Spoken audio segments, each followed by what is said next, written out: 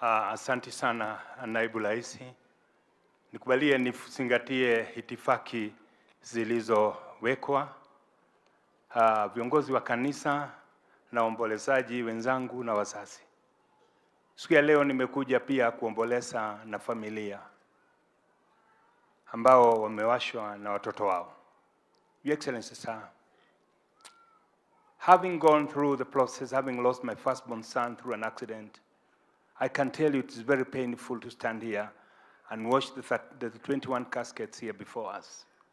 But to the parents who've lost their kids, I want to tell you there is a God who heals. And there's a God who's going to come through for you. There may be many questions that we're asking right now. But as I've been said before, God might not answer the questions, but through prayers and supplication, God will come through for you.